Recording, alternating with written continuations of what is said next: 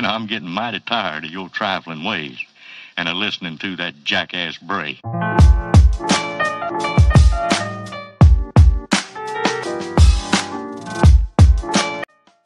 Cara memilih dan mengembangkan tema untuk pembelajaran di lembaga RA. Yang pertama, pilihlah tema yang sesuai dengan usia anak. Jadi tema dan usia anak itu harus sesuai, karena kalau tidak sesuai nanti anak susah untuk memahami pembelajaran tersebut. Yang kedua, kedekatan dengan anak. Jadi temanya itu dipilih dari hal-hal yang sudah biasa didengar, dilihat, dan dialami oleh anak agar anak mudah memahami tema tersebut. Yang ketiga, harus sederhana dalam memilih tema karena anak-anak itu belum mengerti hal-hal yang rumit, jadi temanya harus dibuat sesederhana mungkin. Lalu pemilihan tema juga bisa disediakan atau sudah tersedia oleh lembaga RA itu sendiri. Jadi kita tinggal mengikuti anjuran atau sumber tema yang sudah lembaga sediakan. Sumber tema pada pembelajaran terpadu. Sumber tema pada pembelajaran terpadu diantaranya 1. Minat anak. Pilih tema yang sesuai dengan usia anak.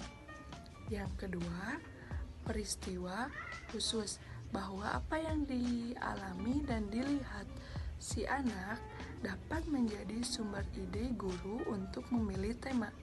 Yang ketiga, kejadian yang tidak diduga, bahwa kejadian yang tidak diduga dapat merangsang pikiran anak untuk menciptakan hal baru. Yang keempat, materi yang dimandatkan oleh lembaga. Materi yang ada di lembaga yang bertujuan untuk membentuk anak berkarakter.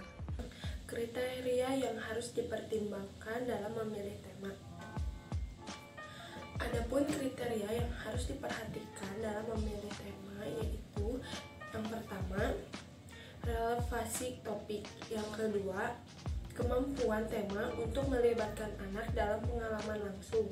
Yang ketiga, keragaman dan keseimbangan antara bidang kurikulum.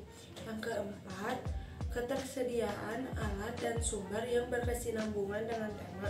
Yang kelima, kemampuan tema untuk dilaksanakan dan kegiatan proyek. Langkah-langkah mengembangkan tema dalam konsep-konsep yang dapat dipelajari anak. Di antaranya, yang pertama, pemilihan tema. Hal yang pertama yang harus dilakukan pendidik adalah menentukan tema untuk memfasilitasi kegiatan pembelajaran anak.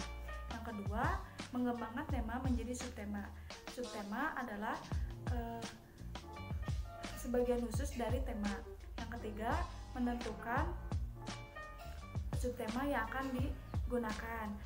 Contohnya, misalkan binatang, kita harus mengetahui jenis binatang, makanannya, dan lain-lain. Bismillahirrahmanirrahim. Selanjutnya saya akan memaparkan materi yang kelima, yaitu menjabarkan tema ke dalam aspek perkembangan dan jenis kegiatan. Yang pertama, bidang atau aspek perkembangan meliputi sains, bahasa, seni, musik, fisik motorik, agama moral, dan lain-lain. Selanjutnya, jenis kegiatan belajar dirumuskan secara operasional. Dan yang terakhir, jenis bidang atau aspek perkembangan yang dipilih dapat diperluas atau dimodifikasi sesuai dengan kebutuhan. Seperti contohnya, di awal bidang aspek yang tadi disebutkan itu ada meliputi sains, bahasa, fisik motorik, dan lain-lain. Misalkan kita memilih bidang sains. Dalam pembelajaran itu, kita dapat memodifikasi bagaimana cara penyampaiannya agar materi di dalamnya tidak hanya monoton tentang itu saja, tapi kita bisa menambahkan yang lainnya, dan itu pun membuat anak-anak dapat mudah memahami.